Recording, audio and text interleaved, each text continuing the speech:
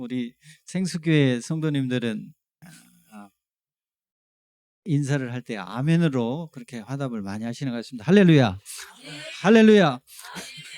제 스타일이 부흥사 스타일은 아닙니다만 오늘 좀 같이 은혜를 나누고자 합니다. 찬양 하나만 먼저 좀 같이 하고 말씀 나누도록 하겠습니다. 이 찬양은 그 전수 아시나? 그 찬양 제가 말씀드린 거? 예, 올려주세요. 주가 일하시네, 그 찬양 준비해 주시고, 이 찬양은 제가 3년 전에 섬기던 그 크라이처치에 있는 로고스 교회 사역을 마무리하고 그리고 이제 선교지로 가면서 드렸던 저희 고백 같은 찬양이기도 합니다. 그래서 이 가사 하나하나가 저에게는 굉장히 좀 의미 깊은 그런 가사인데, 여러분들도 이 가사를 뭐 다 아시는 가사들이지만 고백을 함께 좀 먼저 나누고, 또 부목사로 섬기다가 뉴질랜드로 가게 되었습니다. 이민이 목적이 아니었고 예수 전도단이라는 단체를 혹시 들어보신 분이 계실 텐데요. 그곳에 가서 이제 DTS 훈련을 받고 한 3년 정도 좀 언어도 더 공부할 그런 요량으로, 그때 당시 저와 저희 집사람 그리고 첫째, 저희 딸이 둘인데 첫째가 1살 반 때 그렇게 뉴질랜드를 가게 됐습니다. 그 전에는 제가 첫 목회지가 여러분 가보셨는지 모르겠는데, 요즘에는 이제 새만금이 돼서 좀 가까워지긴 했습니다만은, 고군산 군도라는 데가 있습니다. 이제 제일 알려진 섬이 선유도라는 섬입니다. 근데 저는 이제 그 선유도에서도 또 배를 타고 한참을 들어가서 마지막 고군산 군도의 끝인 말도라는 섬에서 처음 목회를 시작을 했습니다. 전도사 시절에 싱글 전도사로 그렇게 목회를 시작을 했었고요. 그곳에서 한 3년 정도 많은 좀 하나님의 은혜를 경험할 수가 있었습니다. 40년 지났는데요. 제가 그때 들어간 지금 돌아보니까. 그리고 제 동기 목사님이 지금 또 그곳에서 지금도 목회를 하고 있어요. 근데 지금도 어렵다고 하는데, 40년 전에는 정말 뭐 전기도 수도도 인터넷도 뭐 마음대로 안 되던 그런 시절이고, 배도 몇 번 갈아타서 이렇게 어쩔 때는 3번씩 갈아타고 들어가던, 말 그대로 선교지라고 이미 그때 저희들은 그렇게 호칭을 했었어요. 섬에 들어갔더니 학생들이 그때 몇 명이 있었는데 공부들을 정말 잘했어요. 그 섬에 있는 아이들이 전교 1등, 전교 2등, 전교 3등 이렇게 다 해요. 그러니까 학생이 3명 공부를 잘할 수밖에 없어요. 졸업식 하면 다 상 받아요, 막. 선생님은 한 분, 그리고 이제 옛날에는 그 관리하시는 소사라는 호칭을 했어요. 그렇게 선생님이 이제 2분이 있었으니까 학생들 셋, 선생님 2분, 그런 지역이니까 어느 정도 규모가 생각이 날 겁니다. 다음 해가 되니까 학생이 1명 남더라고. 2명이 졸업을 해가지고. 선생님은 2분이고 학생은 1명이고. 그러니까 애가 힘들어요. 매일 선생님이 자기만 보고 있으니까, 또 눈높이도 아니잖아요. 선생님하고 그 아이들은. 되게 이제 그곳에 오시는 교사분들은 교감 승진을 위해서 점수가 더 높아요. 그런 교고지에 가면은. 그러니까 그런 분들은 이제 어떤 의미에서 좀 시간을 때우러 오시는 분들이다 보니까 아이들이 힘들어요. 근데 이제 그 다음에 되니까 그 애마저도 결국은 졸업을 해서, 그 이후로는 섬에서 아이 울음소리가 더 이상 나지 않았어요, 사실은. 전체 주민이 한 13명 정도인데 대부분 주민이 연세가 많거나 혹은 혼자 계신 할머니, 할아버지들은 많지 않았어요. 그 마을은 바닷가 마을이다 보니까 제삿날이 비슷한 날이 많아요. 같은 날이.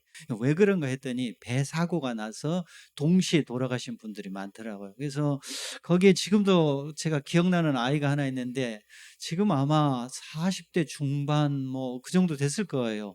근데 그때만 해도 초등학생이 영준이라는 아이가 있었는데, 너는 이 다음에 뭐가 될래? 그랬더니 이 아이의 대답이 참 제 마음을 아프게 했어요.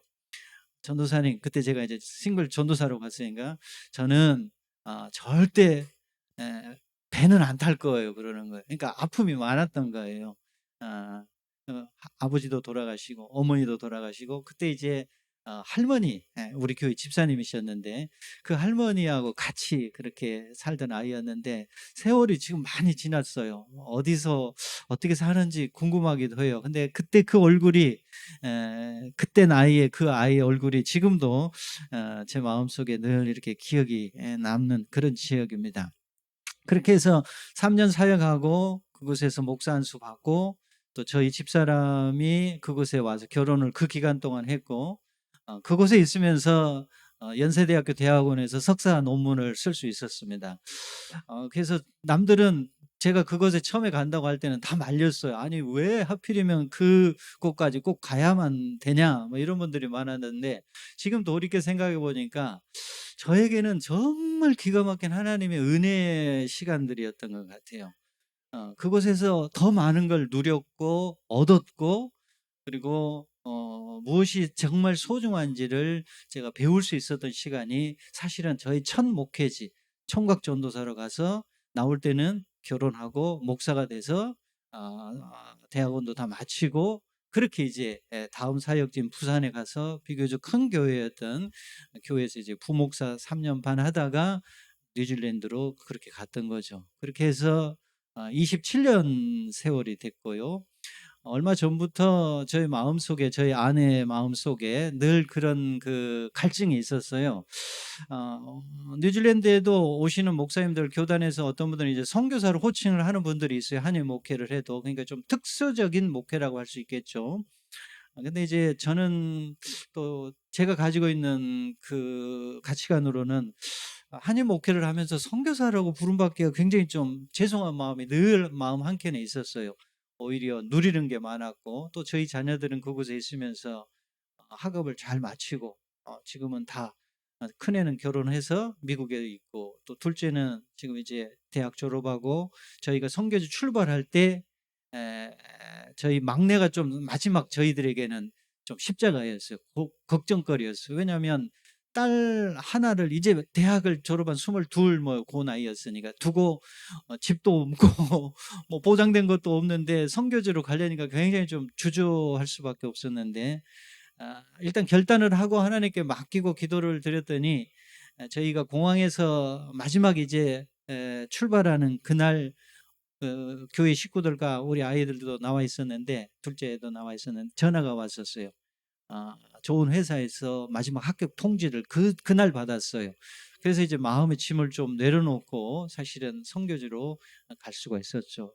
그래서 지금 이제 뉴질랜드 에어 인사 담당을 하고 있어요. 스튜디스나 이런 쪽은 아니고 그런 사람들 파일로트를 이렇게 뽑는 그런 그 부서에서 지금 일을 잘하고 또 교회도 섬기고 있습니다. 그래서 좀 짐을 내려놨어요. 자녀들을 일단 다 성장시켰기 때문에 저희 부부가 목회자들은 대부분 정년이 70세예요. 더 하시는 분도 있고 뭐 일찍 하시는 대체적으로 70인데 저희가 그때 나이가 57세 정도 됐었을 때예요.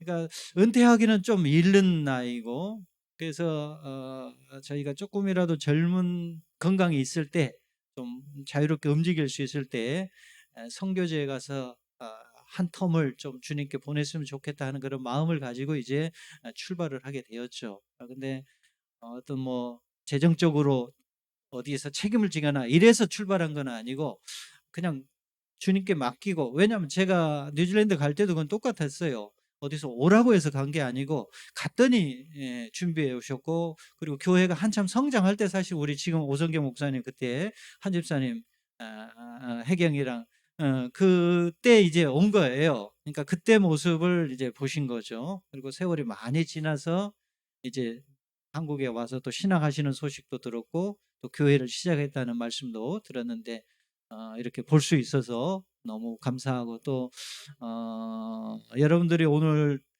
부족한 저를 통해서 뭔가를 말씀을 분명히 하실 텐데 이건 단순히 제 얘기만이 아니니까 저를 통해서 뭔가를 말씀을 하실 텐데 그것이 남의 얘기가 아니라 내게 주시는 말씀으로 저와 여러분이 받을 수 있으면은 좋겠습니다. 오늘 그 본문 마태복음 13장에 나오는 이 보화 그다음에 진주와 관련된 얘기는 여러분이 이미 알고 있는, 교회를 어느 정도 다니셨다면 너무 잘 알고 있는 내용입니다. 천국, 하나님의 나라에 대한 얘기가 계속 나오고 있습니다.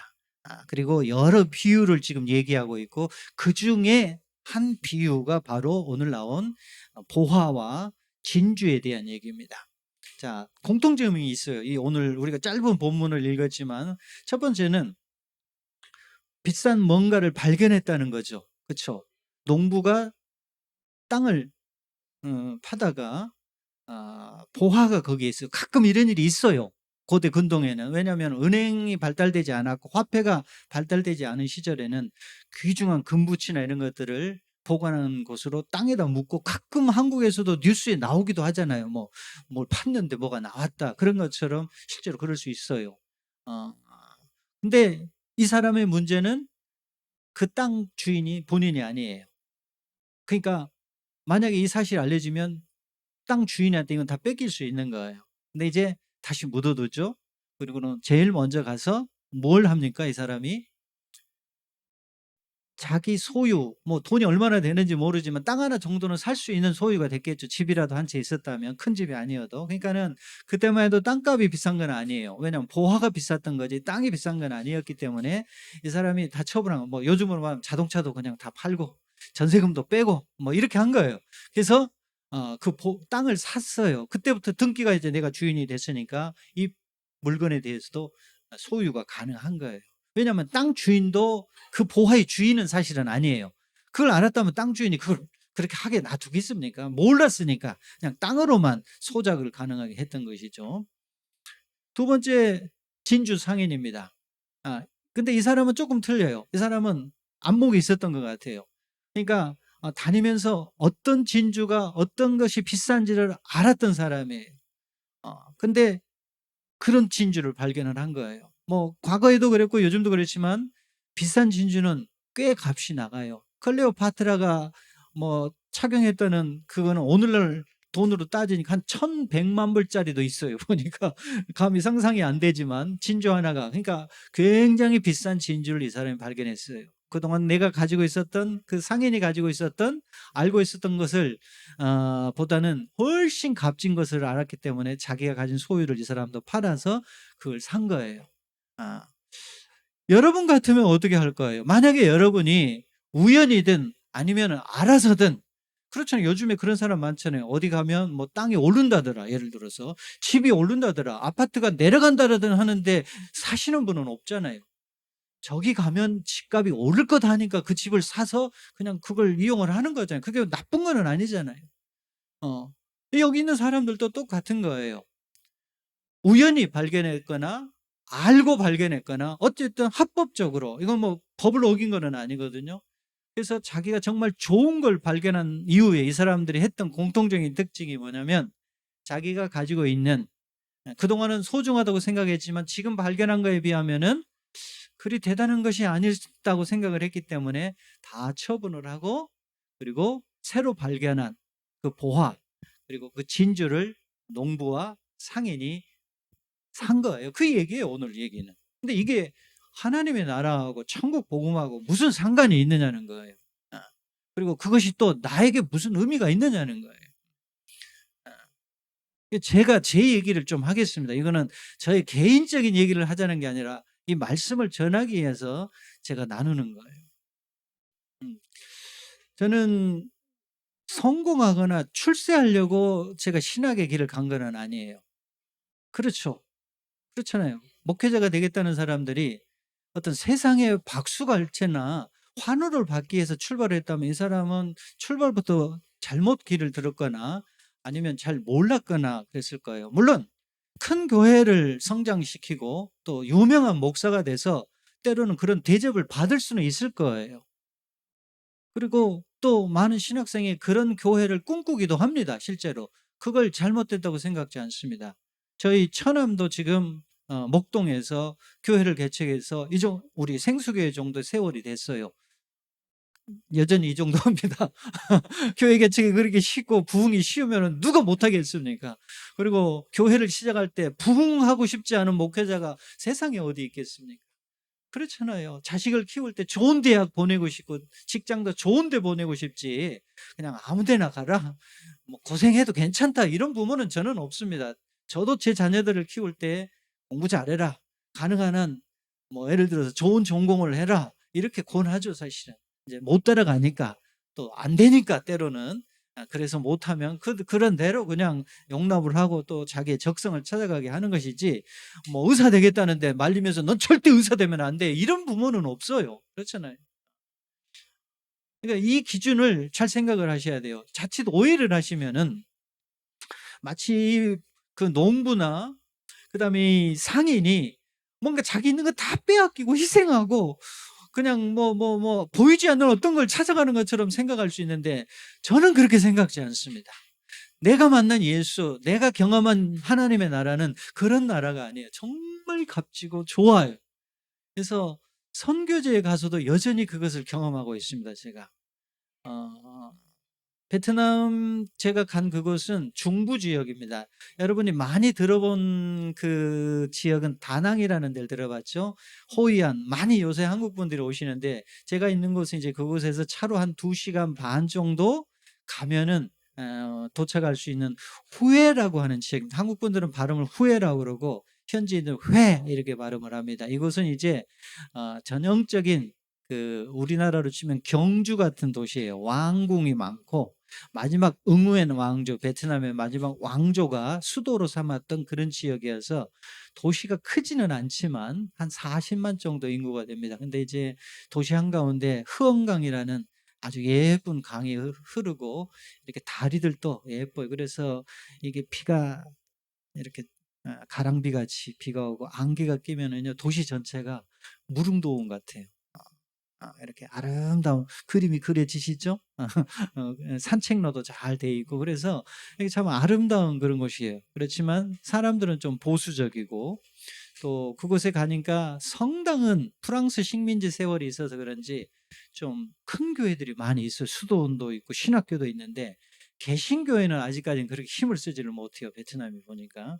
그래서 유일하게 국가에서 공인된 교회가 딱 한 군데 있어요. 지금 이제 제가 베트남 간 그 순간부터 함께 예배드리고 또 그곳에서 나누고 있는 후회 교회가 이제 그곳입니다. 그래서 저는 처음부터 한국인이 많은 곳을 선호하지 않고 가능하면 좀 현지인 교회로 먼저 들어갔습니다. 그리고 이제 언어적인 한계가 있으니까 다행히 저희가 이제 뉴질랜드 생활을 그래도 오래 하다 보니까 언어적으로는 영어가 조금 더 이제 편하게 할 수 있어서, 그래도 그 중에 조금 이제 영어가 되는 분들하고는 교류를 쉽게 처음부터 할 수 있었어요. 그래서 이제 제가 만약에 설교를 해야 될 기회를 얻게 되면 베트남어로는 설교를 아직은 제가 못해요. 그래서 이제 영어로 설교를 준비해서 미리 원고를 주면 그 후에 외대 영문과 다니는 교수님이 한 분이, 여자분이 계시는데, 그 아잉 자매님이 이제 베트남어로 통역을 해주셔서 말씀을 전할 기회가 있으면 그렇게 하고, 또 스태프들이나 간사들 이런 분들은 그래도 좀 젊은 분들이니까 언어적으로 좀 그래도 교류가 가능해서 한 2년 반 가까이는 이제 그렇게 CCC 또 교회 또 복음을 나누는 그런 시간들이 있으면은 그런 사역들을 주로 했습니다. 근데 여러분도 겪었지만 지난 2년 동안, 지금은 그래도 저희가 지금 마스크도 벗고 모이기도 하고 그랬지만 사실 그것도 마찬가지였습니다. 뭐 모이다 또 닫고 모이다 또 닫고 또 인원 제한하고 계속 그런 세월을 제가 들어간 순간부터 올해 한국에 나올 때까지 그렇게 있다가 사실은 왔습니다. 그래서 뭐 했냐 그러면은 코로나 싸우다 왔습니다. 뭐 이게 사실은 답이에요. 그렇지만 그렇다고 그 기간 동안 아무것도 하지 않았느냐, 그건 아니에요. 또 그 코로나를 통해서 여러 가지 하나님이 보여주신 지혜들이 있었어요. 그 중에 하나가 이제 직접 대면은 못하지만 비대면 온라인으로 할 수 있는 줌 화상 모임이나 예배가 활성화되고, 또 저도 이제 그곳에 있으면서도 그곳에 있는 학생들을 만나지 못할 때는 줌을 통해서 또 이렇게 나누는 시간들을 가질 수 있었고, 또 그러다 보니까 그 지역만 커버하는 게 아니라 이제는 베트남 전역도 가능하고, 또 심지어는 한국에 있는 사람들하고도 이 교류가 훨씬 쉽게 되는 경험을 해서 코로나가 나쁜 것만 있었던 것은 아니다. 그런 또 경험을 할 수 있었고, 또 이제 그 동남아 지역은 보니까 비가 많이 오면은 이 여러 배수 시설이 아직도 좀 약해요. 그래서 많이 이렇게 하천이 넘치고 장마가 쉽게 생기고, 그런 경험들을 이제 많이 할 수 있었어요. 그래서 뭐 다양한 뭐라고 그럴까요? 그 현지인의 삶을 그곳에서 이제 직접 지내면서 그런 세월을 한 2년 반 정도 보내다가 온 것 같습니다. 그리고 지금은 이제 좀 재정비해야 될 부분들도 있고, 또 저희들도 좀 준비해야 될 그런 부분이 있어서 지금 그렇게 세월을 지내고 있다가 7월 9일 날 저는 다시 또 베트남으로 들어갑니다. 여러 가지 비자적인 문제, 또 그곳에서 해야 될 일들이 우선순위 해야 될 일들이 있어서 다시 들어가게 되는데, 저는 이제 친구 목사님들 만나면은 물어요. 아니, 임 목사, 왜 그 뉴질랜드 좋은 나라 갔는데 또 베트남을 갔어? 나이도 지금 많잖아. 이제는 좀 사역을 정리해야 되고 있는 것도 잘 해야 되는 그런 나이인데 새로운 그걸 그 나이에 간다는 게 쉬운 일은 아닐 텐데, 그런 이제 우려 섞인 얘기를 해요, 사실은. 그리고 충분히 뭐 그럴 수 있다고 생각됩니다. 근데 그럴 때마다 이제 제가 주는 답이 있어요. 나도 그렇게 생각해. 그리고 나도 뉴질랜드가 좋아. 지금도 살라고 하면은 베트남 땅에서 살고 싶지는 않아. 내 노년을 내가 만약에 산다면 뉴질랜드가 나한테는 여러 가지로 맞아. 조용하고, 또 도시 분위기도 그렇고, 또 청정 지역이잖아요. 코로나 지내보니까 그 땅이 얼마나 안전지대라는 우리가 잘 알잖아요. 근데 과연 행복했는지는 그거는 잘 모르겠어요. 목회를 하는 동안에는 제가 뭐 그걸로 이제 기쁨이 있고 보람이 있었으니까 괜찮아요. 그냥 살라고 한다면 그거는 글쎄요. 제가 이제 그런 퀘스천 마크가 있어요. 왜 그럴 것 같습니까? 결코 우리가 행복한 것이 환경이 편하다고 해서 행복한 건 아니에요. 그건 오해하시는 거예요. 저는 살아봤잖아요. 25년을 그 땅에서 실제로 살아봤잖아요. 그리고 한국에서 제가 떠난 나이가 33살이었으니까 한국도 어느 정도 살아본 세월들이잖아요. 그리고 돌아와서 한 30년 만에 가까이 된 세월에 한국이 변화가 많아서 많이 좋아졌어요. 지금 한국 어디를 가도 괜찮아요. 정리 질서가 많이 잡혀 있는 그런 나라고, 또 서방 나라들도 부러워하고, 또 베트남에서는 한국에 대한 동경이 많이 있어요. 실제로 여러 가지 좋은 부분들이 많이 있어서 베트남 사람들이 오고 싶은 나라 중에 하나가 됐어요. 그렇지만 그 어느 곳에 있든지 내 영이 계속 살아 있어야 되고, 또 그 속에서 내가 기쁨이 있어야 되고, 그것을 유지하지 못하면은 겉으로 볼 때는 화려할지 모르지만 좋은 집에 있고, 또 뭐 비싼 아파트에 살고 좋은 차를 타고 다니고 그럴지 모르지만 내 마음이 편안치 않고 행복하지 않다면은 뭔가 지금 제 자리에 있지 않다는 거예요.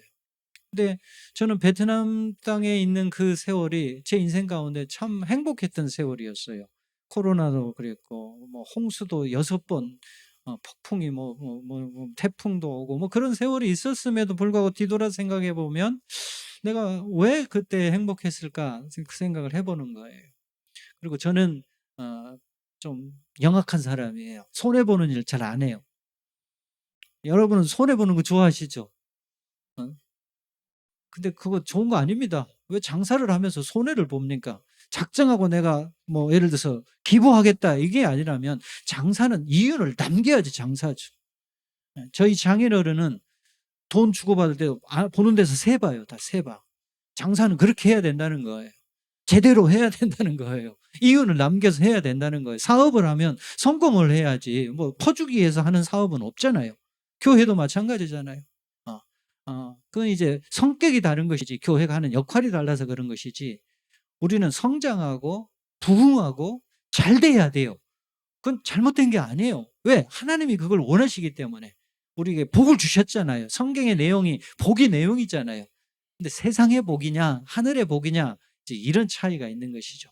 그렇지 않으면 교회 다니나 안 다니는 사람이나 똑같으면 안 되잖아요. 저 사람은 뭐 몇십 년 교회를 다녔는데 사는 꼬라지가 저게 뭐야? 이렇게 듣고 살면 안 되잖아요. 역시 예수 믿는 사람이 달라도 뭐가 달라.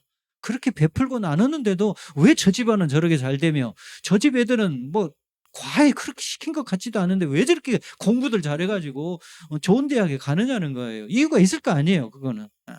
하늘의 지혜가 있기 때문에 하나님이 주신 복이 있기 때문에 그게 가능한 것이지 우리가 밑으로 내려가기 위한 것이 목적은 아니에요.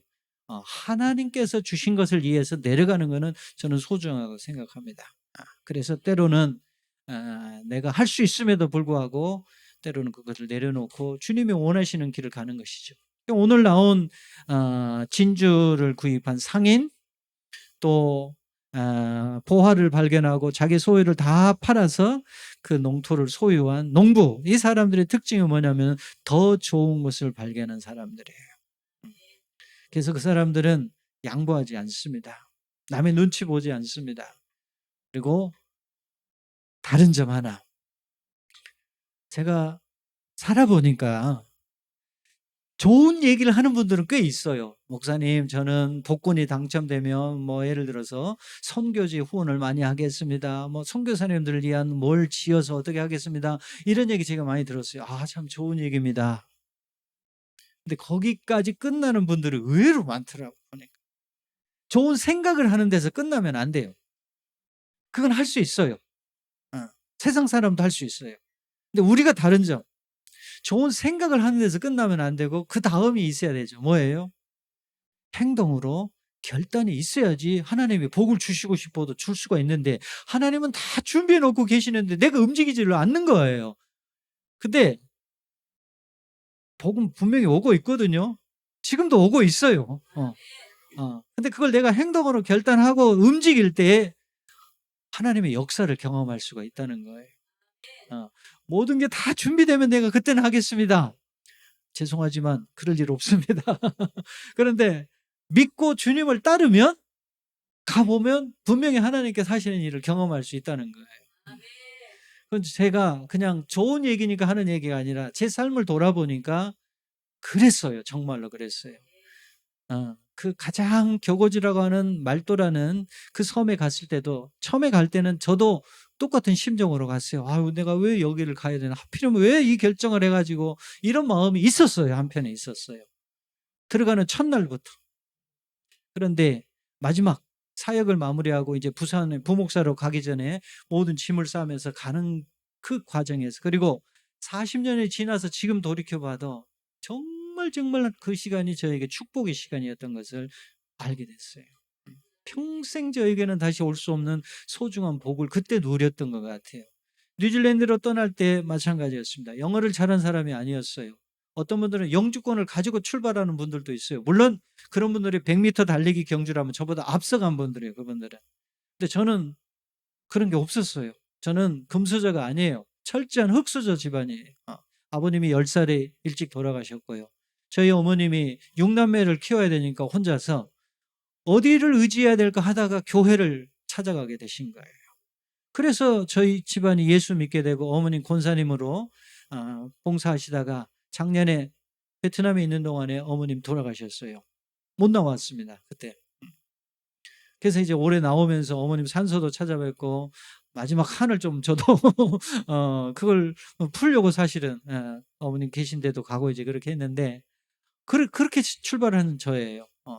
그런데 뉴질랜드 갈 때도 누가 오라고 한 사람이 있었다 간 게 아니었어요. 사실은 말도 안 되고 신분도 안 되고 돈을 많이 가져간 것도 아니었고요. 유일하게 제가 가진 게 있었다면 믿음이었어요. 믿음. 그리고 그것은 아브라함이 갈 바를 알지 못하고 하나님 한 분 의지하고 갔던 거예요. 다 알고 간 게 아니고 다 있어서 간 게 아니고 그냥 그분 바라보고 갔더니 기가 막히게 하나님은 다 준비를 해놓고 계셨던 거예요. 그리고 마지막 이제 제 생애 또 다른 나라 또 가겠습니까? 제가 이제 베트남을 갈 때도 동일했습니다. 저는 그 전에 했던 경험이 있기 때문에 제가 만났던 하나님이 어떻게 하시는 걸 알기 때문에 그래서 출발할 수 있었던 거예요. 그래서 막내딸 직장도 그때 정해지지 않을 때 하나님 앞에 기도하면서 출발을 했던 거예요. 그런데 공항에서 출발할 때 하여간 하나님은 때로는 애간장을 녹이시기도 해요. 마지막 출발할 때 마지막 합격을 통보를 그렇게 해주시더라고요. 근데 그걸 우리 애들이 다 봤어요. 경험을 했어요. 그러니까 저는 기가 막힌 유산을 우리 애들에게 이미 준 거예요. 사실은 알려준 거예요. 하나님을 믿으면 어떻게 된다는 걸 애들이 알아요. 그러니까 더 이상 아빠를 안 믿어요, 걔네들은.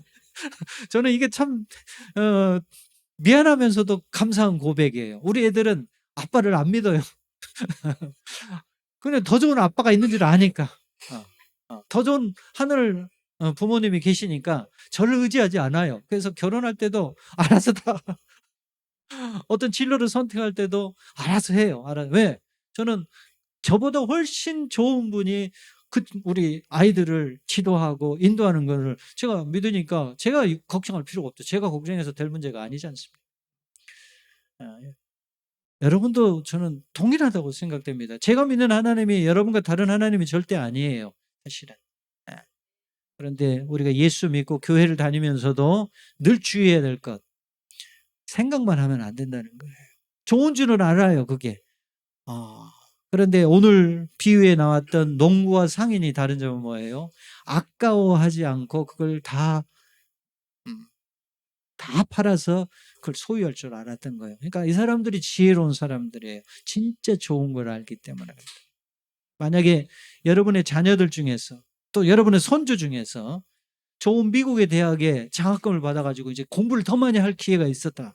여러분들 같으면은 야야야 거기 위험한 데다. 꼭 거기 가야만 공부할 수 있겠냐 그러겠어요? 안 그렇잖아요. 요즘 시대가 어떤 시대인데 그런 기회가 되면은 할아버지가 진짜로 집을 줄여서라도 엄마가 줄여서라도 보낼 수 있잖아요. 아이가 그런 길을 가겠다고 하면은 오늘 나와 있는 사람들이 똑같은 거예요. 저는 그렇게 생각을 합니다. 손해보고 무슨 희생을 하고 그런 차원이 아니에요. 예수 믿는 거는 희생하라는 게 아니에요. 더 큰 복을 누리기 위해서 필요 없는 것들에 매이지 말라는 그 얘기예요, 사실은. 그래서 자유할 수가 있고 남들이 이해 못해요, 때로는 그런 것들을. 세상 사람들은 보험을 의지합니다. 요즘에는 보니까 왜 보험들이 그렇게 많아? 사람들 얘기가 전부 건강에 대한 얘기예요, 그냥. 그러면 건강해야 되는데 코로나 왔을 때 뭐 그렇잖아요. 누가 이런 생각을 하기나 했습니까 말이에요. 물론 자기 관리 잘 하셔야 됩니다. 운동도 하셔야 되고 음식도 조절하셔야 되고 정기적으로 병원도 가셔야 되고 그건 당연한 거죠. 당연한 거죠. 그러나 더 큰 것을 볼 수 있어야 된다는 거예요. 영원한 세계를 볼 수 있어야 된다는 거예요. 그리고 그런 준비가 돼 있어야 되고. 예, 너무 지금 가지고 있는 것에 집착하시면은 진짜 큰 것을 놓치는 거예요. 뉴질랜드를 갔더니 한국하고 조금 달랐던 은행 시스템이 있어요. 아마 서양은 비슷하다고 생각됩니다. 그게 뭐냐면 은행을 처음 개설을 하면은 은행 카드도 주지만 수표책을 줘요. 수표책을. 이게 뭐냐면 수표를 자기가 금액을 쓸 수 있어요. 그래가지고 그 책을 이만큼 줘서 한 장씩 뜯어서 사용할 수 있어요. 그리고 내가 이 사람한테 지불을 할 때 오늘은 뭐 500불 그러면은 $500 이렇게 쓰고 내 사인하면 효력이 있어요. 그것도 화폐 능력이 똑같이 있는 거예요. 근데 처음에는 믿어지지가 않더라고. 그런 경험을 안 해보니까. 근데 저희 교회 제가 그때 처음 이민교회 갔던 그 교회 집사님 한 분이 사업을 하시는 분인데 뭐가 필요하다고 하니까 본인이 사인을 막 하고 백지수표를 저한테 주는 거예요. 만약에 제가 100만 불 쓰면 그냥 그대로 되는 거예요. 이게 가능해요. 근데 믿음의 세계에서도. 하나님이 때로는 우리에게 사인을 이미 다 하셔요. 법적 효력은 다 있는. 근데 백지수표를 주시는 거예요. 네가 네 믿음 만큼 해봐라 이거예요. 그러니까 내가 10불짜리 쓰면 10불짜리 수표로 끝나는 거예요. 그거는. 내가 거기에 1억을 쓰면 1억짜리 능력이 되는 거예요. 이미 사인하는 건 똑같거든요. 근데 내가 쓰는 거예요. 그거는. 내가 믿고 사용을 하는 거예요. 여러분에게 지금 건강이 있어요. 여러분에게 주신 하나님의 복이 있어요. 늦었다고 생각하지 마세요. 어쩌면 이번 기회가 저희에게 마지막 기회가 될 수도 있어요, 사실은. 왜냐하면 제가 한국에 들어와서 제가 아는 가까운 목사님들을 몇 번 코로나로 잃었어요. 장례식을 벌써 그런 곳을 몇 군데를 갔어요. 제 동기 목사님도 코로나로 잃었고 제가 아는 목사님 한 분도 그러게 잃었어요. 기회가 많지 않더라고요. 그분들은 그분들대로 이제 하나님께서 사용하셨지만 저희들에게 기회를 주셨어요, 하나님이. 예. 생각만 하고 있으면 안 돼요. 결단을 해야지 그것이 내 것이 될 수 있는 거예요. 우리가 몰랐을 때는 아까워할 수 있고 집착할 수 있지만 우리는 하늘의 복을 알고 있는 사람들이잖아요. 그래서 저에게도 다시 한번 도전을 하고 여러분에게도 다시 한번 도전을 하는 거예요. 지금이 가장 좋을 때다. 지금 있는 때가 가장 하나님이 또 우리에게 복 주신 때다. 네가 마음껏 한번 해봐라. 사용해봐라. 믿음의 능력을 활용해봐라. 그러면은 그 하늘의 보화가 내 것이 되는 거예요. 이 땅의 통장에 있는 금액만 우리가 마음이 있어서는 안 되고요. 하나님 나라에 갔을 때 있을 보화를 생각을 해야 되는 거예요. 그래야지 이 땅에 우리가 마음을 너무 쏟아붓지 않고 영원한 것을 준비할 수 있기 때문에 그러는 거예요. 찬양, 아까 불렀던 찬양 한 번만 더 하고 마무리하도록 하겠습니다. 저는 이 어린 소년이 굉장히 궁금해요. 하늘나라 가면 꼭 만나보고 싶은 사람 중에 한 사람이 이 어린 소년이 이름도 안 나왔어요. 그런데 이 무명의 소년이 자기가 가지고 온 보리떡, 물고기 2마리, 보리떡 5개, 정말 아이가 먹을 양이에요, 이거는. 근데 그 황량한 벌판에서 거의 10,000명 이상의 사람들이 있는데 대책이 없는 거예요. 날은 어두워지고 돈이 있어도 그 음식을 살 수가 없어요, 동시에. 그래서 예수님이 일부러 물어요, 제자들한테. 너희는 어떻게 생각하느냐? 근데 성경에 보면 테스트예요, 그게 테스트. 일부러 테스트, 우리 운전 테스트 해보는 것처럼. 그런데 그때 믿음의 고백을 하고 믿음의 행동을 했던 사람들 통해서 하나님이 축복을 하시는데 배불리 먹고도 남았다고 그랬어요. 배불리 먹고도. 그것이 예수 믿는 사람들에게 주는 기적이에요.